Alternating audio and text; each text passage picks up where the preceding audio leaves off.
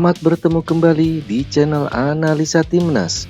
Dalam video ini, kita akan menganalisa kritikan-kritikan yang tertuju kepada Ketum PSSI yang baru, Bapak Erick Thohir, terkait usulan-usulannya seusai saresehan sepak bola nasional yang digelar di Surabaya beberapa waktu yang lalu. Sebelum kita membahas lebih dalam terhadap kritikan-kritikan tersebut, mari kita gali terlebih dahulu. Apa sih sebenarnya permasalahan di dalam dunia persepak bolaan tanah air yang harus dicari solusinya secepatnya? Yang pertama, pengelolaan kompetisi Liga Indonesia yang tidak profesional di semua kasta, baik Liga 1, Liga 2, dan Liga 3. Sering terdengar jadwal kompetisi yang bertabrakan dengan momen pertandingan timnas di kancah ASEAN, Asia, bahkan dunia. Penundaan pertandingan antar klub karena berbagai alasan yang tidak profesional. Tersendatnya izin keramaian dari pihak kepolisian karena permohonan jadwal pertandingan yang mepet dan lain-lain. Yang kedua, tidak adanya kompetisi usia muda, baik level U17 maupun U20.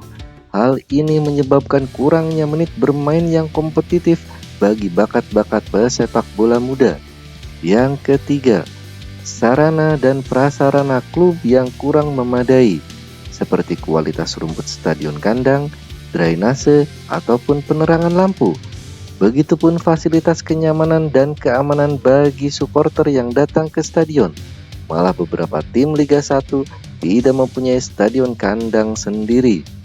Yang keempat, kelakuan supporter fanatik yang sering bertindak anarkis dan terkadang brutal. Tidak ada usaha yang optimal baik dari pihak klub maupun PSSI untuk membina para supporter ini agar lebih baik dalam bersikap. Yang kelima, kualitas SDM dari perangkat pertandingan yang masih rendah. Banyak ketidakprofesionalan dari panitia penyelenggara, wasit, hakim garis, tenaga paramedis, dan lain-lain. Yang keenam, adanya mafia pertandingan yang menghantui setiap musim kompetisi berjalan. Janji PSSI untuk memberantas mafia ini hanya omong kosong belaka. Pengaturan pertandingan disinyalir selalu berulang dan tidak bisa dihentikan. Yang ketujuh, minimnya kesejahteraan para pemain bola, terutama di Liga 2 dan Liga 3. Kita sering mendengar para pemain terpaksa bermain tarkam gara-gara gaji dari klub tidak dibayarkan berbulan-bulan. Yang kedelapan, keluhan dari pihak klub tentang pembiayaan yang tinggi dalam mengarungi satu musim kompetisi. Yang kesembilan, dalam hal timnas, susahnya mendapatkan pemain-pemain lokal dengan kualitas bagus dan mempunyai menit bermain yang tinggi di level klub. Hal ini berkaitan dengan minimnya menit bermain di klub akibat tersisih persaingan dengan pemain-pemain asing. Dengan sederet masalah urgen tersebut di atas, maka kami sangat memahami kenapa banyak insan persepak bolaan tanah air, terutama pemain, supporter, pengamat, dan asosiasi pemain meradang terhadap usulan-usulan yang dilemparkan Ketum PSSI baru. Hal ini dikarenakan usulan-usulan tersebut tidak menyentuh masalah yang urgen di persepak bolaan nasional yang harus segera ditangani, cenderung tidak logis, serta berpotensi membuat masalah yang baru. Mari kita bahas apa saja usulan-usulan yang mengundang kritikan pedas tersebut. Yang pertama, Liga 2 tidak dilanjutkan serta Liga 3 ditiadakan. Dengan demikian, maka konsekuensinya bakalan tidak ada promosi dan degradasi yang merupakan inti dari sebuah kompetisi. Liga 2 akan digelar di musim depan, tepatnya di bulan November 2023 hingga Juni 2024 dengan operator Liga 2 yang baru dan terpisah dari operator Liga 1.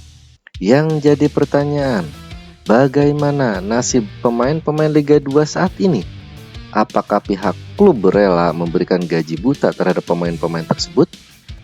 Kami pikir klub Liga 2 juga tidak mau. Pertanyaannya, bagaimana pemain-pemain tersebut mendapatkan penghasilan? Bagaimana dengan kontrak mereka? Apakah hal ini sudah diperhitungkan oleh PSSI? Bahkan API sebagai asosiasi pemain bola mengatakan bahwa dengan dihentikannya Liga 2 musim 2023-2024 akan mengundang banyak masalah terkait kontrak kerja antara pemain dengan pihak klub. Yang kedua, usulan format kompetisi Liga 1, di mana opsi pertama adalah dengan pembagian grup dan opsi yang kedua adalah kompetisi penuh dengan adanya tambahan Final Four bagi 4 tim teratas. Usulan ini malah kontraproduktif. Kompetisi penuh saat ini sudah merupakan format kompetisi yang ideal. Tidak ada keluhan yang berarti dari format ini. Jadi, kenapa sesuatu yang tidak ada masalah malah diubah-ubah lagi? Dan belum tentu format yang baru mulus dan tidak ada masalah. Format usulan di atas akan menjadi sesuatu yang merepotkan. Yang ketiga, tiap klub hanya diperbolehkan menggunakan satu pemain naturalisasi. Tentu saja, usulan ini mendapatkan tanggapan negatif dari pemain-pemain naturalisasi macam Mark Spaso, Igbonevo, Beto Gonçalves, dan lain-lain. Selama ini, keberadaan pemain naturalisasi bukan masalah di tengah kompetisi. Selain itu, mereka adalah anak bangsa, warga negara Indonesia, yang mempunyai hak dan kewajiban yang sama dengan pemain-pemain lokal lainnya.